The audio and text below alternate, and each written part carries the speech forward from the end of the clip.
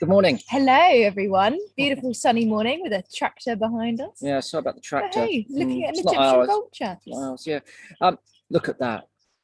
What a stunning bird. I mean, it's one of those birds just commands attention, doesn't it? It just you can't help but take your eyes off it. Very unusual with that yellow cere, all that naked skin around the head. Fantastic to see that adult bird on the nest in Bulgaria, actually the same nest that we were looking at last year. Yeah, you might remember that there was a chick last year and we visited it throughout the course of the SIBC programs, and I'm pleased to say we're back again.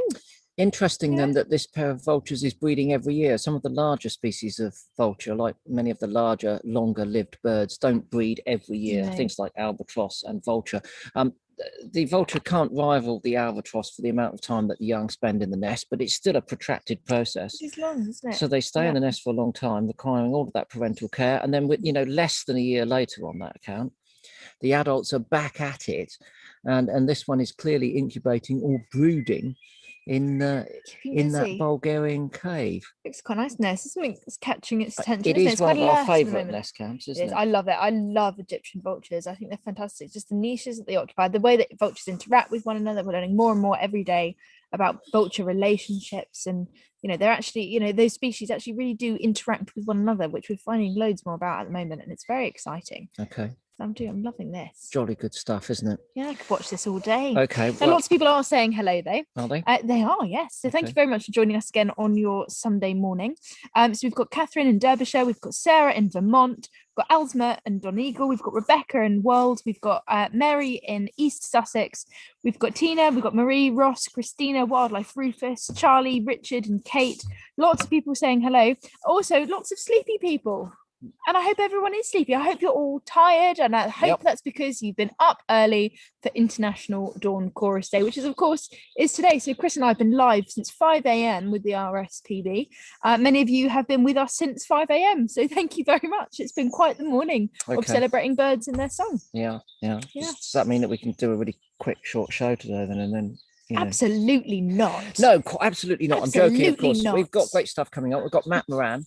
And Matt Moran, as you all know, is a filmmaker and photographer who lives in London. Has been focusing on his foxes. We've shown a number of his films, both on SIBC and a bit on Spring Watch as well. So we've got some tasty clips coming up for him. We've got another film coming up in the next couple of weeks that he's made as well. We are going to be talking a little bit about the Wensum Link Road in Norfolk. Because there are concerns there, and we've got an excellent report from Lottie Packham, got to get the name right there, Packham, about Barbastale bats, so that's good. I'm very pleased to say that we're welcoming one of our best friends, Dara McAnulty, who's going to be joining us live from Northern Ireland. His paperback, his book, is now out in paperback as well. Exciting. Yeah, it's good. Do you know the cover? I like the cover. No, I like the cover very much. He's sort of he's fighting with his own covers now, because the cover for the hardback was really, really good. But I do like this one with the bird and the landscape. The contrasting colours. Yeah, it's a very good looking book. It is indeed. We'll be speaking to Dara. But you don't judge book by the covers. No, you don't. Judge by the content. The content is excellent. Well, I can promise you the words are equally as good within. So we'll be speaking to Dara in just a moment. But first and foremost, we wanted to address something which happened yesterday, or was brought to our attention yesterday. Happened courses of not last night, the night before. It's not so much a happy story. It's to be honest, it's pretty devastating. But we need to talk about it and address it. So this is what we're going to do. So osprey nest.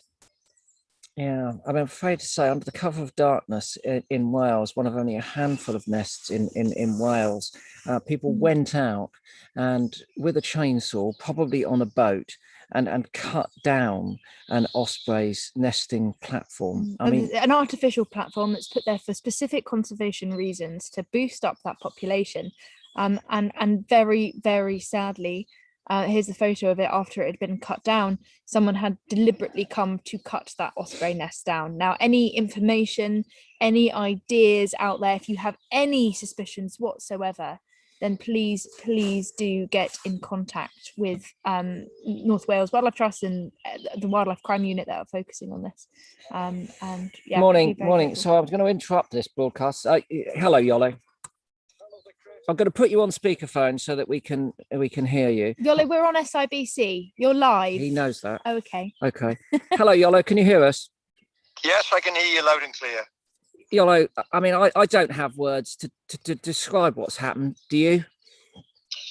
No, I don't. I've been involved in conservation for getting on for 40 years now, and I worked for the RSPB for 15, and I saw some pretty disgusting things, but this is up there amongst the worst of them. It's just, however you look at it, it's a mindless act of vandalism of the worst possible kind.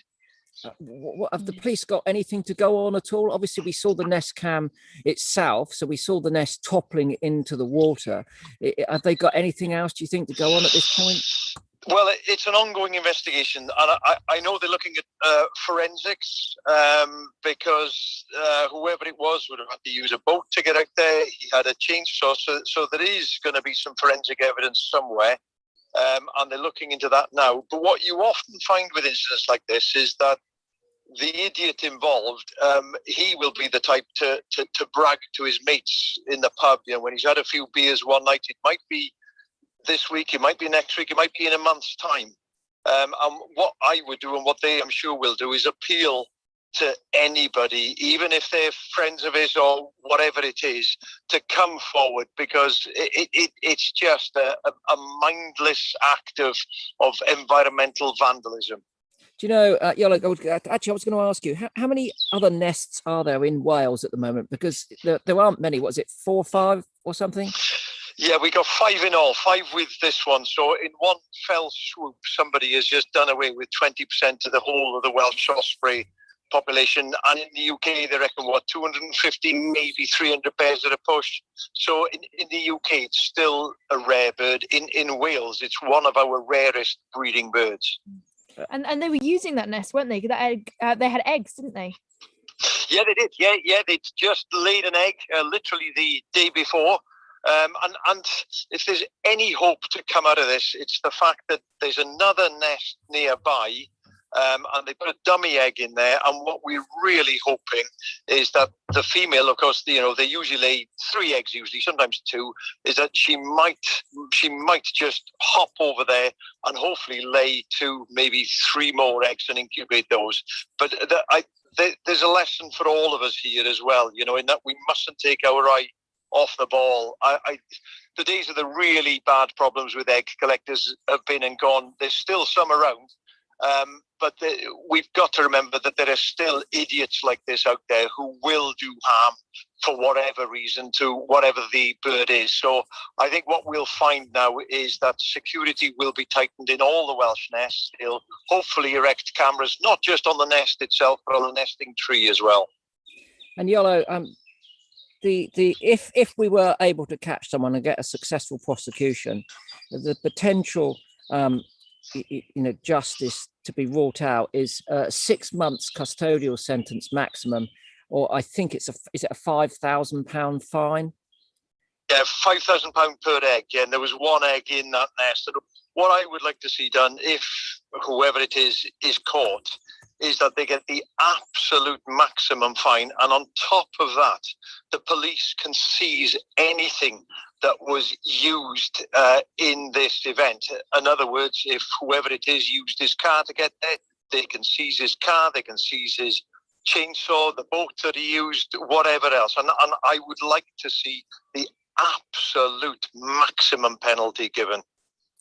I haven't had the greatest week for a number of reasons. Not too many personal, but certainly a lot of things going on, and this really put a downer on it. It's not very often that things like this happen, and they sort of affect me. But I was in bed last night, and I was just thinking about this, and it just makes life seem such an uphill struggle when something like this happens. So many people out there working so hard for nature conservation, and then one idiot, as you say, does so much damage. It is actually truly depressing, isn't it? It is. And do you know what, Chris? It's a difficult time to be a conservationist. We got so many things. Hen harriers being shot here, there and everywhere. We've got HS2 destroying thousands of acres of prime wildlife habitat. We've got a government in power at the moment that doesn't give 2 hoots to nature conservation. And I'd had a good day, actually. I'd been up on the moors I'd been with a good mate of mine monitoring what I think it was my hen harriers. I'd watched a sky dancing male. I'd seen a male merlin come in with food passed to the female. He took over incubation on the nest, and I left them all thinking, this is a great day.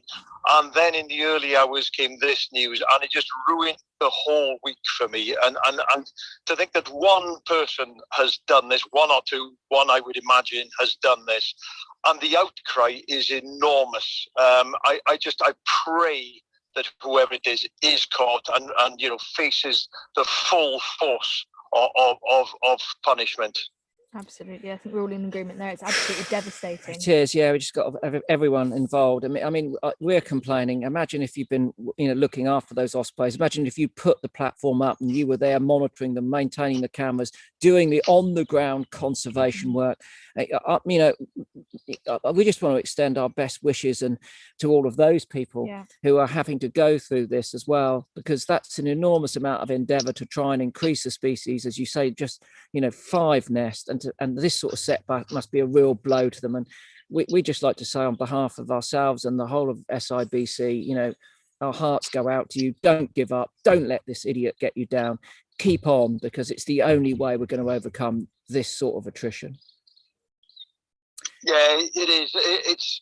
I know some of the people there personally, and it's the North Wales Wildlife Trust. It's not a big trust. It's a fantastic trust. Some great people working long hours, and just to wake up in the morning to this news, it's just horrendous. It really is horrendous. And I personally, this is my own personal opinion, I just think idiots like this shouldn't be allowed to walk around with the rest of us.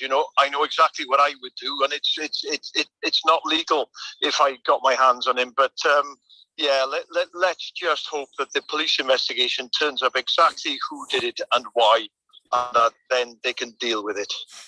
Yeah. Okay, thanks, Yolo, for joining us as a sort of last-minute impromptu thing. I thought it was really important to get your take on it. These are the birds in your backyard, and I know how passionately you care about them and their conservation.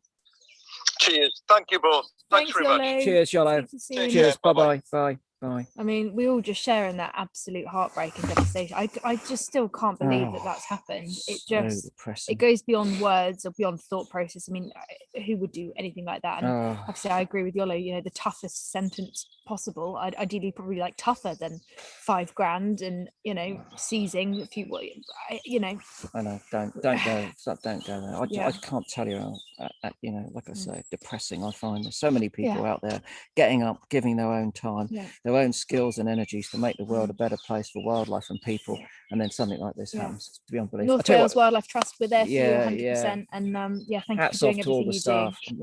We're really, really sorry. Right, anyway, a bit of positivity. Should we move on to something Let's positive? Let's Let's go on to something positive. What about this then? Because this is a bit good. unusual. This is very unusual. Have a look at this. This is birds of Poole Harbour. Now, there's a peregrine pair, and what you can see on the left-hand side is a pigeon nest. Now, typically with peregrines, we know that they are ferocious predators, and pigeons would be quite high up on their list. So what a pigeon is thinking about creating a nest and putting right next to a peregrine.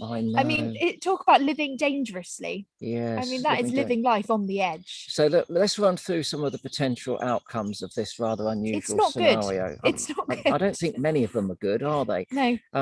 So at the moment, obviously, for some reason, they're ignoring one another.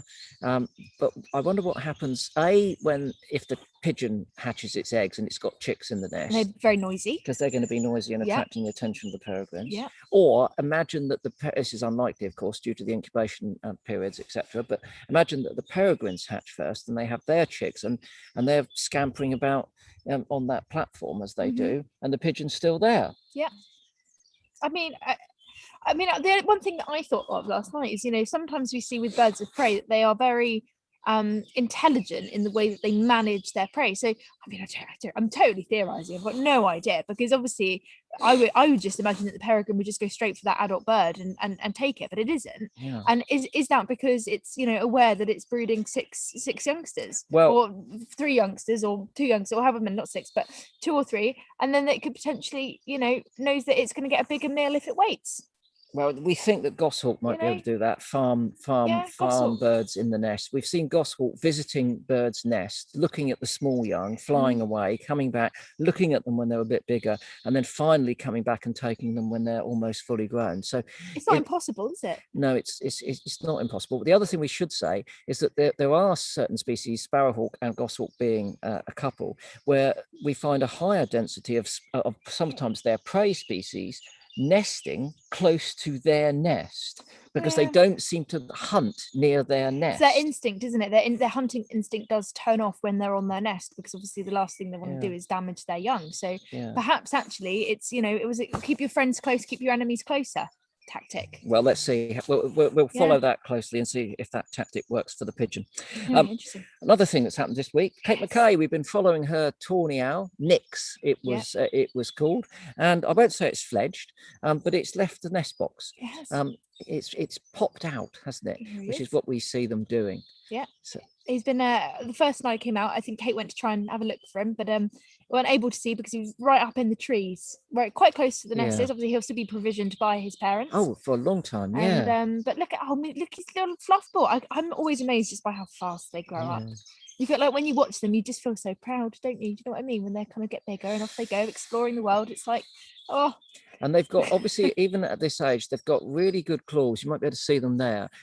That's obviously, they're not hunting yet, so they're not being used in that way, but they're really good for tree climbing. Yeah. And so if they do fall down the tree or out of the tree, they can use those claws to climb back up. And it is at this time of year that people tend to pick up young tawny owls on the ground, thinking that they're rescuing them, when really the best thing to do, of course, is to leave them to be looked after by their parents. So you could, if you wanted to intervene in any way, shape or form, put them back up into the tree, get them off the immediate ground. But what you will find is that they do have the capacity. I know it's unlikely when you look at the little balls of fluff, but those feet do give them the capacity to climb back up the tree. So unless it's very, very, very, very, very, very, very obviously in danger and abandoned, the best thing to do, dogs or something like that, is with a tawny owl chick like that, is to put it up a tree, hopefully the same tree it's fallen out of, and let the parents do the good. And they're quite noisy at night, so the parents will be able to find them anyway. But hopefully we've got the tawny owl box with tawnies in there, so hopefully it won't be too long before those chicks are. I don't know what's going on. I'll get the thermal camera out tonight and have a look. Yeah. Okay.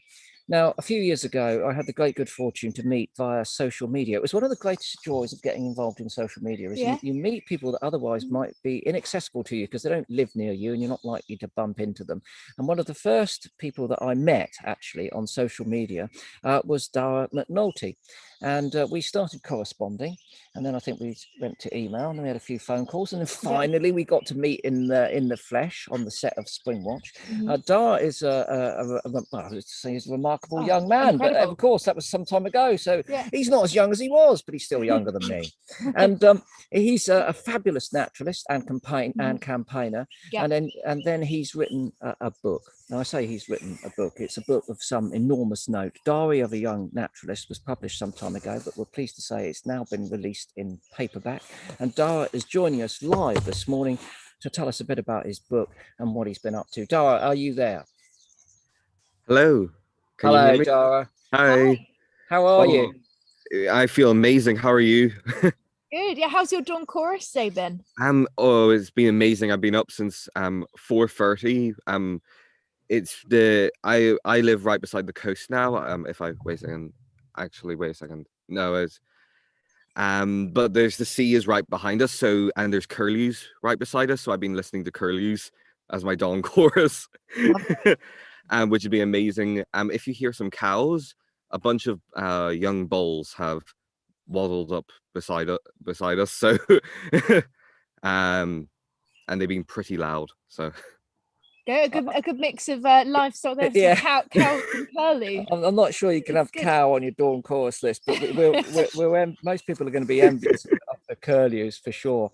Dara, for those who haven't read your book, and it has been widely read and praised, I'm going to tell you here, it says on the cover, winner, Books Are My Bag Readers Award, winner of the Wainwright Prize for Nature Writing, and Dara was the youngest ever recipient of that prize, I've got to tell you, and also newcomer of the year at Post-Irish Book Awards.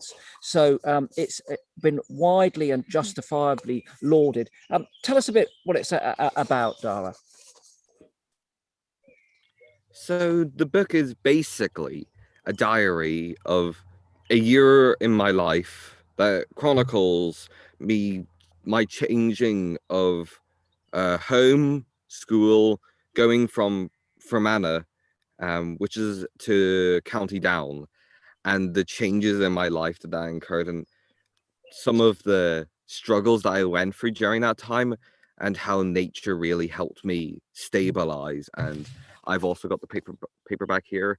I must admit, I love the cover, just the embossing on it.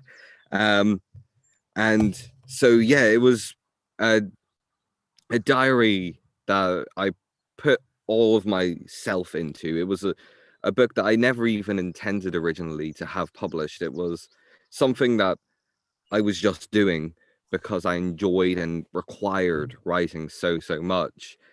And then it somehow managed to get its way into to being published. And yeah, it's incredible.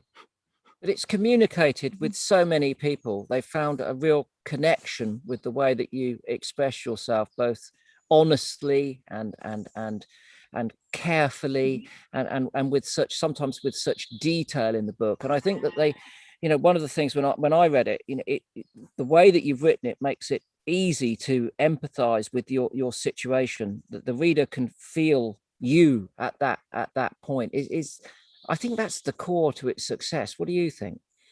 Yeah, I don't really know exactly what may have made it, but I think it was the fact that it was a diary, and it was a diary that I tried to be as honest as possible with, and put everything in it, the good, the bad, the moments of pure joy and the moments of utter despair, to almost build up this picture of how I actually am, and how, because I was always like, it's difficult putting yourself into a book that's and to try and not gloss over any details.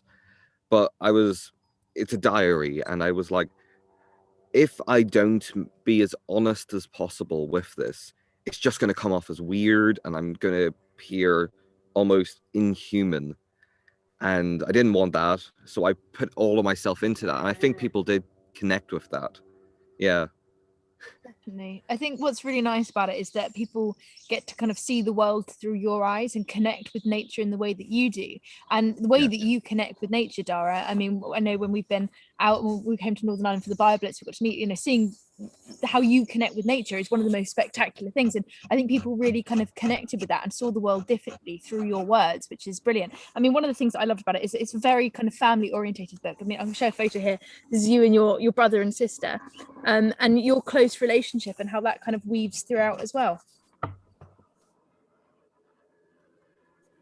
I'm sorry, I couldn't hear the end of that. Someone's appeared to have fallen off a mountain, and getting a helicopter to catch them. Oh dear. Well, I hope everyone's all right. I hope everyone is safe. I was just saying as well, one of the things that I loved about it is the kind of the family element, and I showed a photo there of you and your brother and sister and how close you all are. And I think that's something that's so relatable for people, is that family element. You're always out together doing it, aren't you? Yeah, our family is really, really close. I say in the book we're as close as otters, and it's that unit. Like, if you get one of us, you get all of us, sort of thing. That has really been important for me, because that unity, because the world is such a difficult place to exist in, and just having people and having a way of people who you can share your ideas with, and people who can support you, is so important. And so my family was really, really important to me, so it was only natural that would extend into the book, because they are a part of me. Yeah. You've got a copy in your hand. Is there any chance we can tempt you to read us a little bit of it, Dara? Okay then. Let me okay, let's just go with this.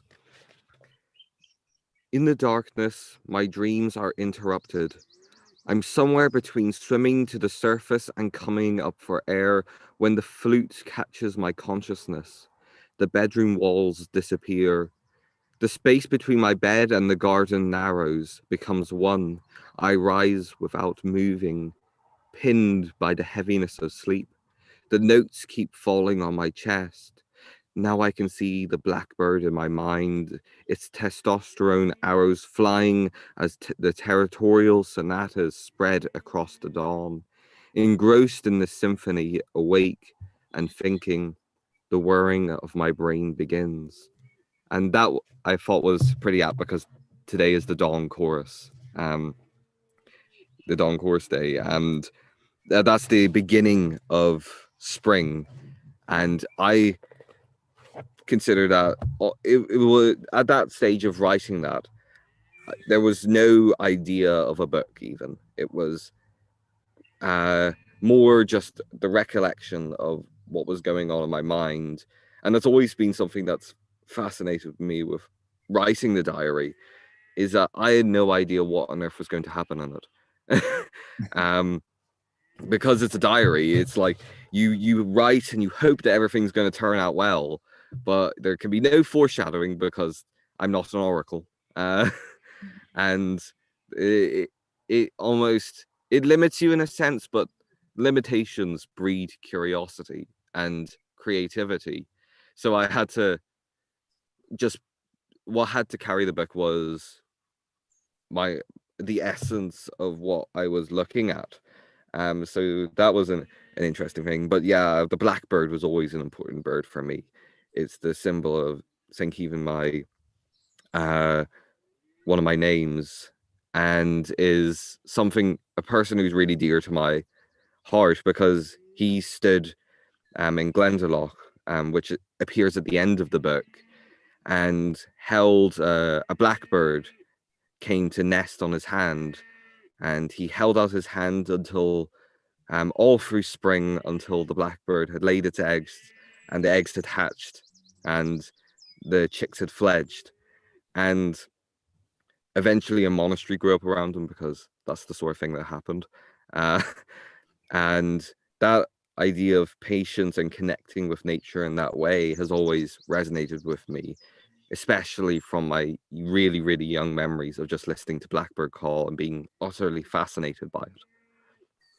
Excellent. And Clogs Blackbird today has been voted the UK's favourite songbird as well. Dara, it was first published in 2019, I think, wasn't it? And that was the hardback, of course. Softback or paperback is out now. So if people haven't connected with the book yet, now is certainly the time. But in the interim period, I don't believe your fingers have been lazy. I presume you've been doing some more writing. Yes, I have. I've been working on a few other projects. One is finished but not published, and I can show you the cover because I received it a little while ago, and it's called Wild Child. It's a picture book for children and also parents, because I believe that picture books should always be for. I can't show you inside it because that's secret. No, I can't. Okay, I can. This is secret, top secret information. Oh, we're getting an exclusive. Oh, right. Okay, come on then. Let's have a look. I've seen the cover. I haven't seen inside, so I'm really keen to have a look. Let's give you.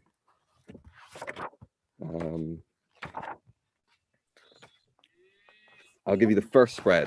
So. Okay. We're going to have a good peep at that then. And now it's gone.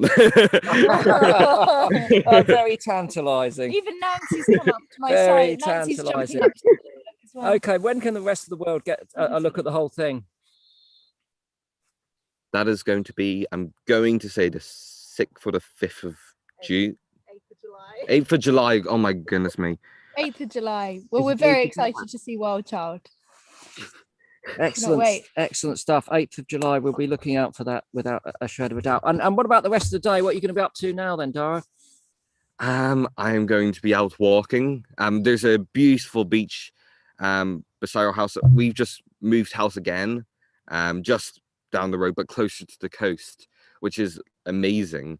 And there's a beach, and I'm going to be probably walking around there. I was out there yesterday, and there's these beautiful rock pools, and I found loads and loads of shrimp, and which was I love. And so yeah, I'll be probably out there for the rest of the day, and then I'll probably sleep because I've been up since 4:30. Yeah, I don't blame you. I think most of the nation. Yeah, I think there might be a few afternoon naps coming today. Yeah. Possibly. Indeed, yeah. Well, enjoy that beach, Dara. It's been lovely. I will. Thank you. And, we'll speak to you again very soon. Thank you. Take care. Thanks for joining Thanks, us. Dara. Say hello to everyone. Say hello to say hi Mum. to everyone for us. All right. Bye. Bye. Bye. Fantastic stuff. So Dara's book, Diary of a Young Naturalist, is out fantastic. in paperbook. Paperbook. I've been saying it's almost been up since 4:30. Yeah, so funny that. It is a fantastic book. Doesn't take too long to read, but it's worth rereading and rereading. I think I've read it 3 times, and every time I read it, I get something more from it that I missed on the first thing. It works on a whole load of different levels. That's another really clever thing about the book. Dara's too modest to talk about that in detail, but it is quite exceptional. Now, soapbox time. But before we get going on the soapbox, we're actually going to hand over to someone else to point out why we're going to get on the soapbox. Norwich has a new road system which is sort of encircling the top part of the city. Part of that has already been complete, but there is one planned part of it, the Wensum Link Road, which is still hopefully open for debate. It is a development which would impact negatively on all sorts of wildlife, but in particular a type of bat species. So before we get on that soapbox and start asking you to help out with a campaign that is running to address the issue of the Wensum Link Road, let's hear from Lottie Packham, who's going to explain to us a little bit about the biology and the conservation importance of one of the species that lies, unfortunately, in its route. Here is Lottie.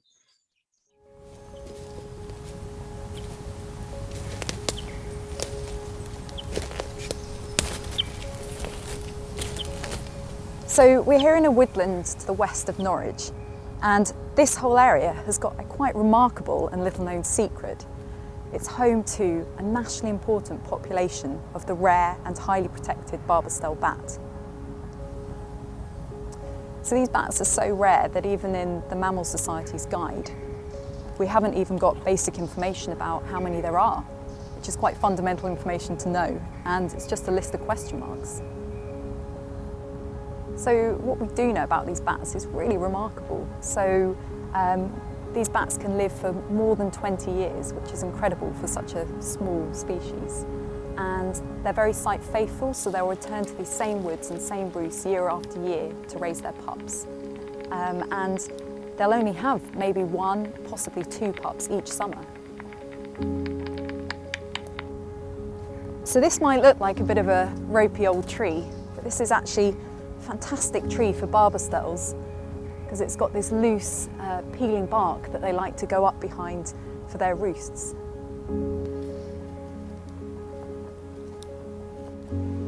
Because we know this whole area is really important for these barbastell bats, we were quite concerned about some of these woodlands. So last summer we came here and we did a nighttime survey catching bats. And we found a really interesting array of species, including these very rare barbastells. And those barbastells we fitted with these tiny little transmitters that meant we could track their movements.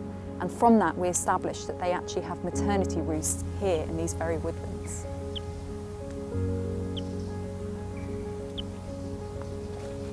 Situated to the north of Norwich, the Northern Distributor Road has recently been completed. To the west of this road is one of the few remaining strongholds for barbastells. The woodlands here support a network of linked barbastell colonies, which we call the Western Super Colony. The proposed Norwich Western Link dual carriageway would cut right through this area. So when roads are built through woodland habitats, what is often proposed as compensation is to plant new trees, like here. But where is a bat supposed to roost in this?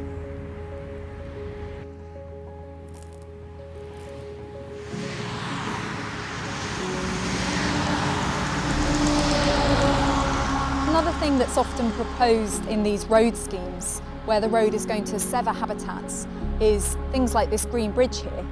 But as you can see, it's stark and it's barren, and it's no substitute for a woodland corridor.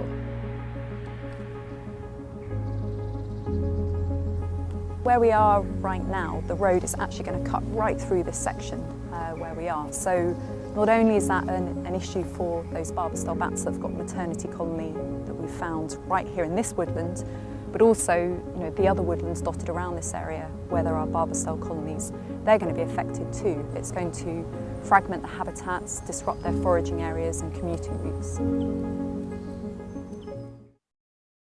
Very special place. Oh, dear, oh dear, oh dear. Barbastell bats are pretty special bats. Very special bats. And already this week, Jones Hill Wood in the route of HS2 has had significant felling after a judge revoked a stop order on that felling down to bat roosts. So basically what happened there, Natural England had licensed the felling of the wood. There was a court case that was taken. The judge said, okay, you can't cut the trees down because of the bats. He overruled that. And then unfortunately, at the end of the week, another judge waded in because HS2 had been putting tremendous pressure on getting this sorted, of course, and said, actually, it's only a bunch of bats. Let's cut the woods down. And so that's been happening there. That's obviously a rail project. Road projects can be equally damaging, if not more so, because there are more of them. Highways England's new road projects are set to cost us £14 billion, which is nowhere near the 110 billion HS2 is going to cost, but nevertheless, it is significant. And of course, road building projects like that go against our commitment to reduce carbon and meet all of our carbon targets. Now, the cost of this Western Link Road is 153 billion.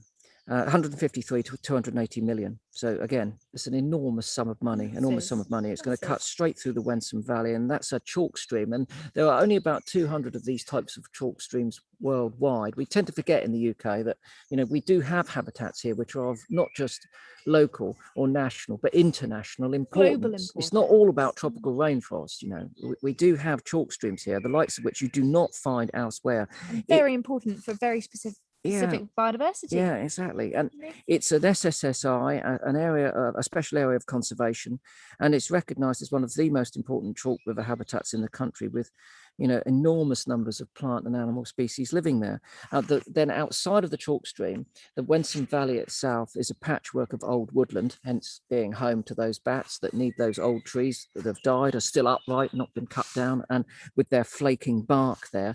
And the road building scheme is going to go straight through the middle of it, bisecting that really important area for this species.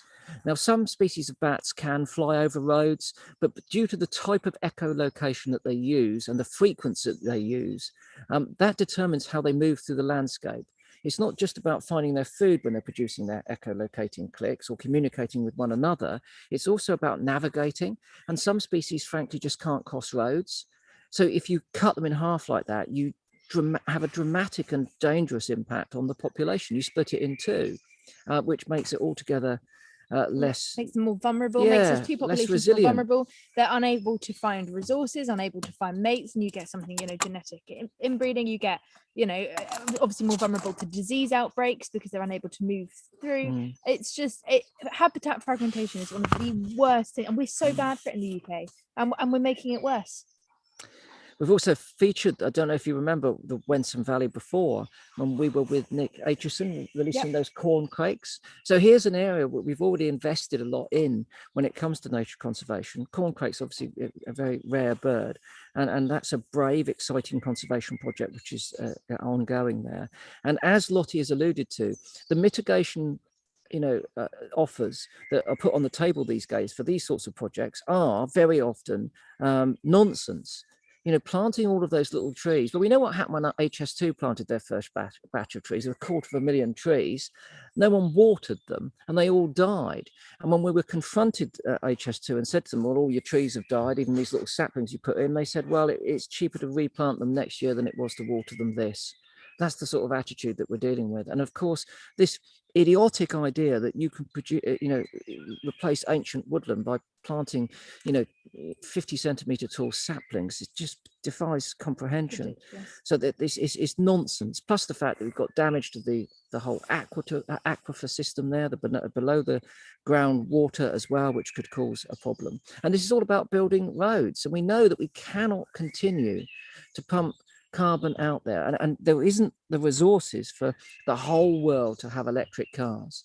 Electric cars are part of a solution at the moment, but they're not ultimately going to be a long-term solution.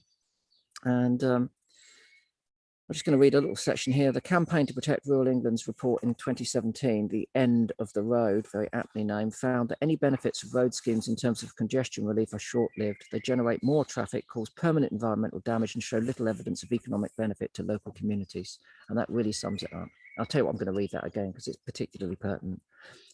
What it found was that any benefits of road schemes in terms of congestion relief are short-lived. They generate more traffic, they cause permanent environmental damage, and show little evidence of economic benefit to local communities. Look, we've got to be thinking. This is a time where we've got to draw a line in the sand, and we've got to think, we've got to change our mind, we've got to change our practices, because if we don't, we're in big trouble. We cannot carry on with business as usual. We can't carry on just building, hoping that that's going to get us to a bright, happy, healthy, and sustainable future. It's not. As I've mentioned, the Barbastell bats are specially protected, but even wildlife law, as we've seen this week with HS2, isn't sometimes worth the paper that it's printed on. I'm pleased to say that there is a crowdfunder running, and it's to stop the Wensum link. And the crowdfunder is running to make sure that the group of people that are running can get good legal advice, and that does come with a cost, even though they'll be working with lawyers that are, being very fair with their pricing. It will also require some ecological consultancy and all sorts of other additional costs. So if you can, and I know this has been a week for asking people to give. We've had a hunt saboteur nearly killed at a badger set, where people have given very, very generously. So thank you very much for that. We know that people are now donating to the North Wales Naturalist Lots Trust. of people commenting saying that they've been donating. So thank you so much for that, for the osprey. So that's good. But there is a crowdfunder, and you can find it crowdfunder.co.uk.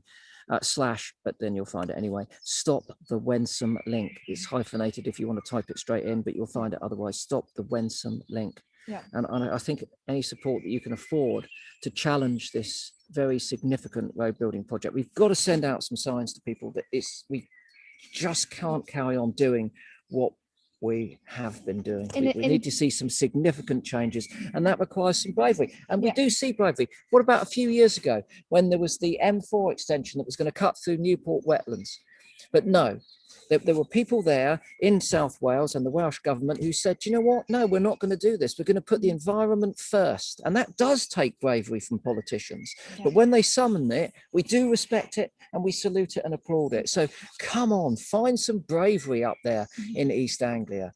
Say no to this development. Let's look after our future and all of those species that we want to be living around us. There's lots of different things you can do. Obviously, you can donate to the crowdfunder. That's fantastic. Also, share on social media, get talking to your local communities. And the best thing to do is lobby those people in charge, lobby the government, send a letter to your MP. And remember, local elections are coming up next week. Your vote really counts. So just think with the environment in mind.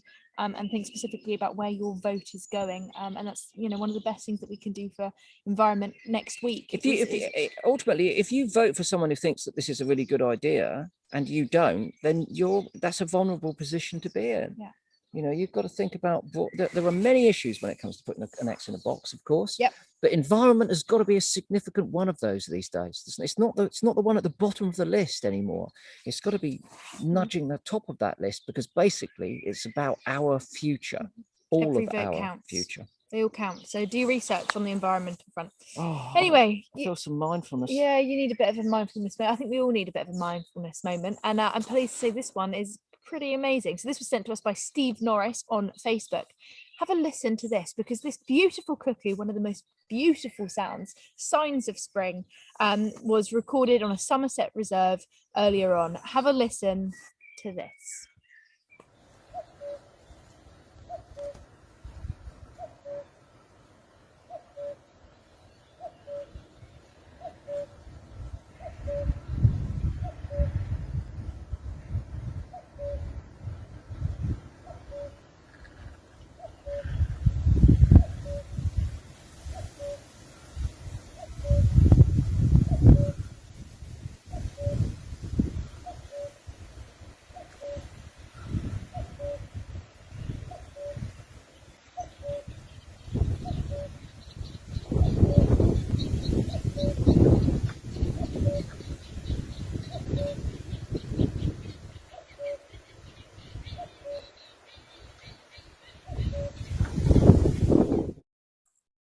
Lovely sound, wasn't it? We've got cuckoos there. We've got a great white egret and reed warblers singing in the foreground. It's a lovely soundscape, isn't it? Exactly. Lovely soundscape. Hopefully you've all been enjoying soundscapes for yourself for International Dawn Chorus Day as well. So, and if you have, please do send them in, put your clips up on social media. The RSPB are collecting all those clips and hopefully making some sort of orchestra, cacophony. So use the hashtag Dawn Chorus Day as well. So get all those clips out there. So it's been a fantastic, and thank you very much, Steve Norris, for sending that in to us.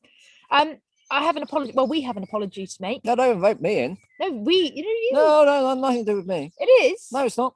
It absolutely is. You're 50% of the team. You're 25% of the team. Nothing to do with me at all. No. Oh, don't be so ridiculous. We forgot the quiz this morning. We were talking about ospreys. I didn't. I kept trying to get it in, but No, I didn't. was told to be quiet.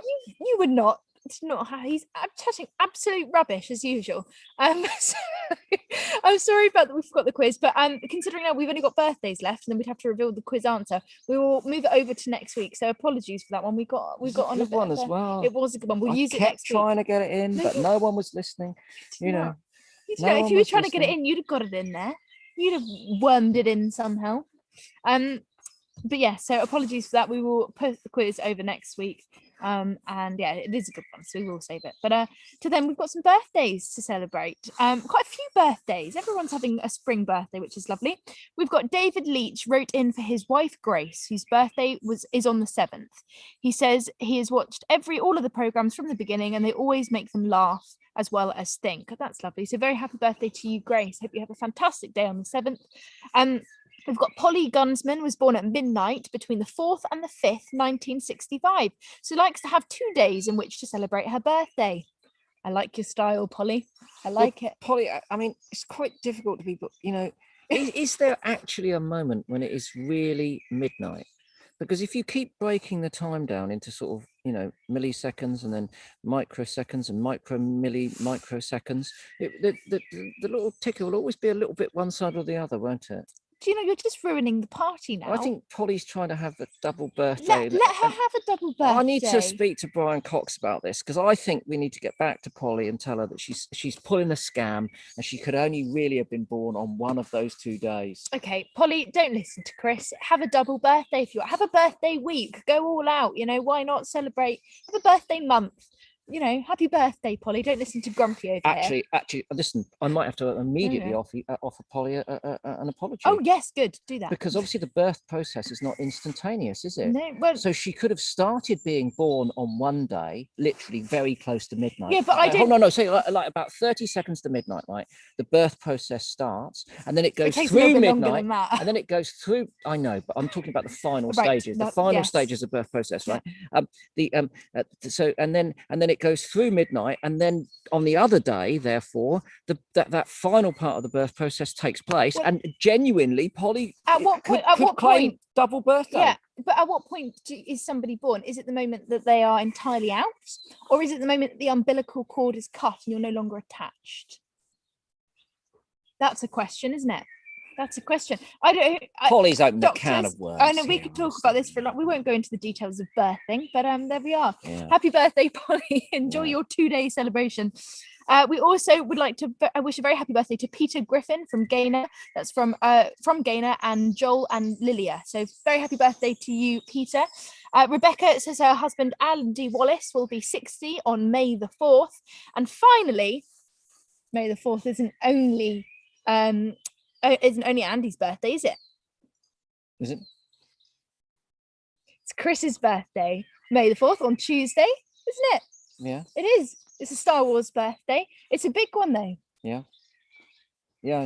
It's a very big one. I'll just sort of better just tell our viewers, I'm not really into birthdays. That's rubbish. I'm not. No. Chris is one of those people, he secretly doesn't like a fuss, but if there isn't a fuss, he's not very happy. So not true. It's so true. It's so not It is true. So true. If you don't get, I don't like that. Oh, I'm not a big fan of birthdays. No, secretly. And also, I'm not very good with other people's birthdays. And, no, that's true. I do need to be sort of constantly reminded and goaded to remember other people's birthdays, because I'm just not into my own. No. Anyway. Wow, secretly. Anyway, do you know what I'm doing for my birthday? What? I'm meeting up with Mark Cowardine and we're doing a little bit of photography. Are you? Yeah, that's what's the plan. You hadn't told us that. We've planned stuff. Yeah, well, bad luck. I won't be here. See what I mean? Are you kidding? No, You're I'm only not just kidding. telling us now. I'm telling you now. I'm telling you, it's been planned for a little while. Mark and I are going out and How long has this been planned for? with our lenses. We've been talking about this for weeks about what to do. Well, you haven't involved me in any conversation. I don't know. I never expect anything. You said you didn't want to do anything. I don't want to do anything. I want to go out and take some photos. Right, we'll have to have a discussion about this because we might need to change our plans. Yeah, you might.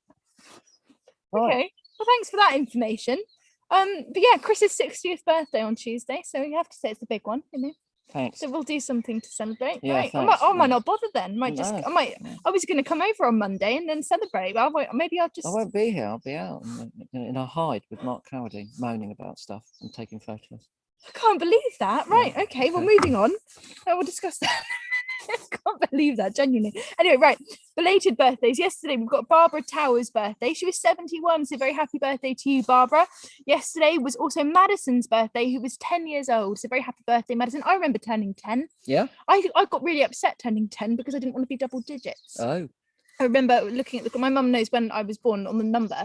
It was always before school. So I remember watching the clock and I was just like, I'm never going to be single digits again. But I hope that's not the case for you, Madison, because 10 is a great age to be. So very happy birthday to you.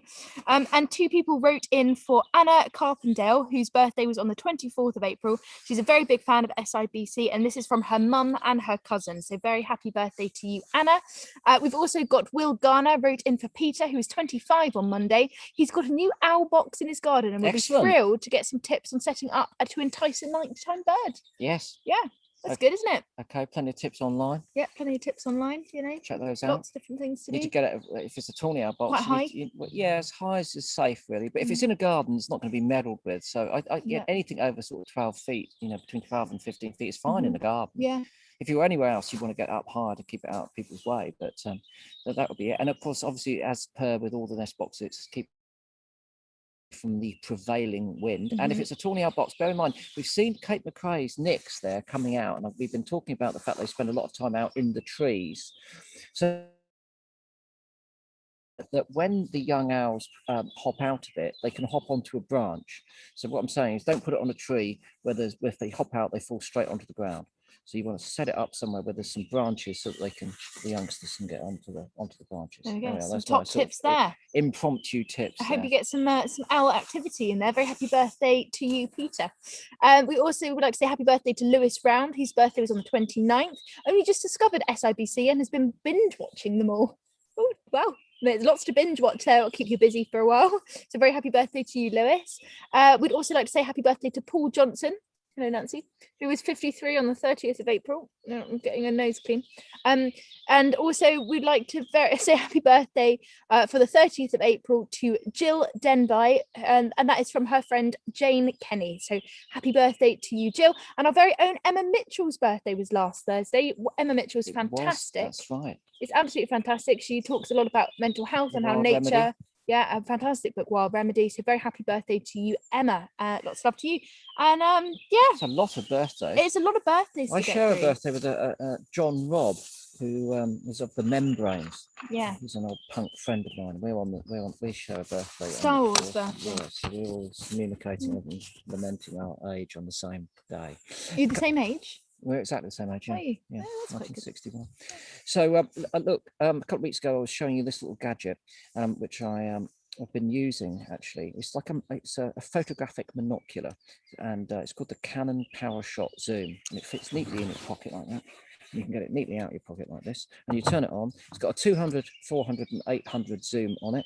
It's got image stabilizer, and it's really useful addition to your phone because you can take pictures of plants and things that are easily accessible and not going to get scared off with the wide angle lenses that you've got on your phone, but they lack a telephoto, and this syncs directly to the phone, so you can do it live, so you can actually be holding this and you can be watching the image on your phone like that and taking a picture, or otherwise it very rapidly copies any pictures that you take on it to your phone so that you can share them. I've been using this, but I've got some spares, and we're going to be giving them away as a competition. There are terms and conditions, but they're not onerous, they're only there for the benefit of clarity. So what we would like you to do is to send us in some photographs that you've taken, and we thought that there might be 3 sort of categories. One, top quality arty photo, something that's going to appeal get to creative, me, out of focus, abstract, back to front, infrared, upside down, and taken through a microscope or something like blurry. I love blur. A good blur though, not a bad blur. Not a bad blur. It's got to be a good blur. Okay, that's one. And then the next thing we thought would be maybe a good bit of behaviour. Yeah. So, that you might have been able to take a photograph of in your garden. I think it should be sort of garden centred. Garden centred. Yeah. Nice. And then lastly, of course, a bit of humour. We need a bit of humour. Oh yeah. The photographs can very often capture those moments which are amusing. So those would be the criteria. We'll run it for a couple of weeks until we get some entries. And then all the details are available on my social media and SIBC. And then we'll have a look through and we'll pick a winner. Sounds good to me. Yeah, really useful little tool, actually. Yeah, I used it yesterday. I got a picture of a song thrush singing yesterday, which I couldn't have got with my phone. I mean, I know it's only a song thrush, but it was, I don't know, about 30 feet away up in a tree, and I got a neat little picture. Yeah, look, it's really... I don't know how to go with this. No, and you won't be having a go with that because that's mine. Me, I won't be having... Come on, I'm turning it on. Oh, I take it out with me all the time now. Oh, I can zoom in. Yes, don't zoom right in. You can zoom right on in on your nose. Thank you very much. Right. What else? Oh, look, before we go, we've got a teaser. Matt Moran and his foxes. He's a fantastic photographer and filmmaker in London. He's very kindly contributed some of his images to The Big Issue last week, which was an Earth Day special. You might have seen his pictures in there. And he's going to be making a film about his the foxes that he's been watching, same ones that he was watching we've been last year. Oh, look at that. Anyway, look, here we are. Look at them. Oh, couldn't get any cuter, could it? Aren't they fantastic those animals? Pointy little snouts and those gorgeous ears. Watch this. That's the vixen lying down, isn't it? Oh, stop it. That's just giving us a clue. It's giving us a clue as to what's going on there. Cutie pie. Aren't so they lovely? Sweet. Looking forward to seeing that. Matt Moran is, of course, excellent with his foot footage, fox footage. And we've been not foot footage. I know, not footage of his feet. I think, don't worry, his feet, I'm sure, are going to be in socks, in boots. So don't worry, there's going to be no bare feet. There will be foxes. We've been up very early, but so we're looking forward to that because, of course, we've got to know Matt's foxes quite well over the course of SIBC. So we're looking forward to a catch up from that. We've been talking nonsense for 5.5 hours. I think it's really time to stop now. Megan's apologised for her forgetting the quiz, and so I am not taking the rap for that. And we're all 25% responsible. Right. Okay. Anyway, I need to go and make new birthday arrangements for you. I need to take the dogs out for a run. They've been waiting very patiently for that. Well, Nancy's not very happy now because you're leaving her on your birthday, and we all thought we were doing something nice together. So well, she can't come with me. I don't want a poodle in a hide when I'm taking photos. Right. So you will all come over for your birthday, and you'll leave us here. Yeah. That's perfect. Right. Okay. See you next week. Bye, everyone.